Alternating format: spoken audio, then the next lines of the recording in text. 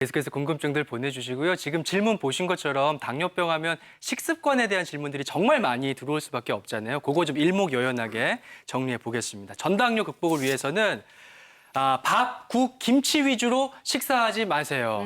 삼시세끼 이렇게 먹는데 이렇게 먹지 말라니요, 교수님. 이제 우리의 일반적인 식사가 밥, 국, 김치 이렇게 드시게 되는데 저렇게 예. 되면 사실은 전체적인 영양 불균형이 많이 생기거든요. 특히 이제 밥 위주의 식단은 탄수화물이 많기 때문에 갑자기 혈당이 급격히 올라가게 됩니다. 그래서 사실 이제 우리가 수해도 많이 일어나는 게 강수량의 문제가 아니고 실제적으로 집중호우의 문제인 것처럼 칼로리는 같다고 하더라도 결국은 천천히 혈당을 올리는 그런 식품을 갖다가 드시는 게 좋거든요. 그래서 대표적인 게 이제 밥국, 김치 이런 게 아니라 단백질을 좀 많이 우리나라 사람들은 드시는 게 좋다고 생각이 듭니다. 왜냐하면 이 탄수화물에 비해서 천천히 혈당이 오르기 때문에 집중호우처럼 융단폭격해서 혈당이 오르는 게 아니고요. 또 한 가지는 이제 우리가 인슐린이라는 호르몬을 갖다가 분비하기 위해서는 여러 가지 양질의 단백질이 필요하거든요. 그래서 생선이라든지 육류라든지 이런 단백질을 갖다 포함한 식단이 필요하다고 생각됩니다. 사실 근데 어르신들은 저희 어머니도 그렇지만 혼자 드시다 보니까 저렇게 간단하게 때우실 때가 맞아요. 많은데 좀 어르신들 또 부모님들 고기 반찬 좀 챙겨드려야겠다 이런 생각이 들고요. 요 식사할 때요 순서도 또 중요하다는데 그 내용 한번 알아봅니다. 채소, 그다음에 단백질, 그다음에 탄수화물 순서로 식사하세요. 이게 왜 중요할까요? 거꾸로 먹는 것 같아요. 네, 일명 거꾸로 식사법이라고 사실 다이어트 하시는 분들도 많이 이미 알고 있는 방법이죠. 원래 우리가 식사를 할 때 먼저 밥을 한 숟갈 뜨고 맞아요. 그다음에 나물이나 반찬을 먹고 마지막에 뭐 과일이나 이렇게 채소도 나중에 먹게 되는데 반대로 바꾸는 거죠.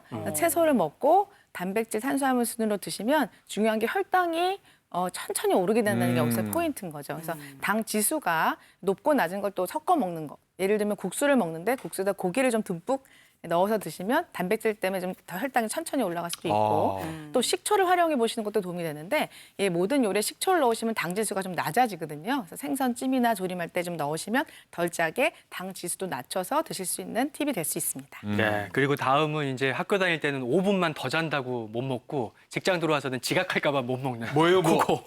사소하지만 아침밥을 꼭 챙겨 먹는 게 정말 중요하다고요. 네, 맞습니다. 여러 연구에서 아침밥을 거르시는 분들이 아침밥을 드시는 분보다 당뇨병의 발생이 높다는 보고들이 있거든요. 우리가 뭐 상식적으로 생각하면 아침을 못 드시게 되면 결국은 점심을 많이 먹게 될 거 아닙니까? 폭식을 하게 되는 거죠.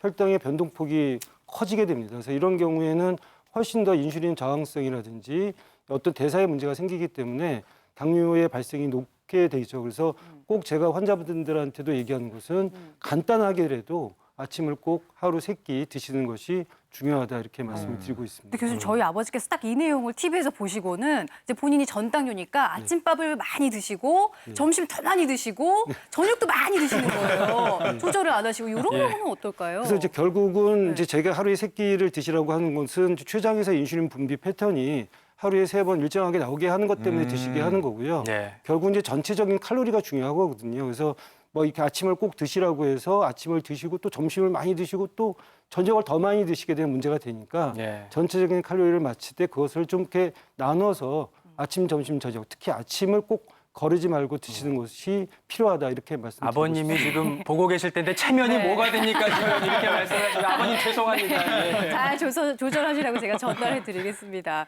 근데요, 또 이제 저희가 시작하면서 그 내용을 얘기했지만 당뇨병 이제 유병률이 점점 젊은 층에도 예. 높아진다고 말씀하셨어요.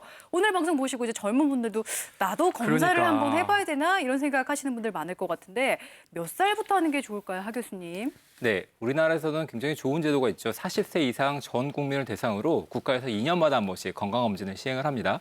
이때 공복 혈당이 포함되어 있기 때문에 대부분의 어떤 당뇨 환자나 아니면 공복 혈당 장애나 내당능 장애나 아니면 공복 혈당 장애, 당뇨 전 단계에 있으신 분들은 여기서 걸러지게 됩니다. 그래서 실제로 국가검진을 통해서 진단을 받게 되는 경우가 많은데 이때 만약에 건강검진을 했는데 공복 혈당 장애가 약간 의심된다. 그러면 그 다음 2년을 기다리지 마시고요. 여러 번 수시로 이제 체크를 해보시는 것이 좋고요. 사실 공복 혈당만 체크를 하기 때문에 약간 좀 부족할 수가 있습니다. 그래서 공복 혈당이 조금 높으신 상태에서는 식후 혈당도 한번 체크를 해보시고 병원에 내원해서 당화 혈색소도 한번 체크를 해보시는 것이 좋겠습니다. 뿐만 아니라 40세 미만의 젊은 그 당뇨병 환자들이 굉장히 많이 증가하고 있어서 이게 문제가 되는데요. 내가 40세 미만이다, 뭐 건강하다라고 생각하지 마시고 혹시 당뇨병의 위험도가 높으신 분, 다른 만성 질환에 노출돼 있으신 분, 아니면 몸무게가 넉넉하셔서 뭐 지방이 많이 이제 복부 비만이 의심되시는 분들, 이런 분들은 40대가 되기 전에도 주기적으로 건강 관리를 통해서 공복 혈당이 어떤지 확인을 하시는 것이 좋겠습니다.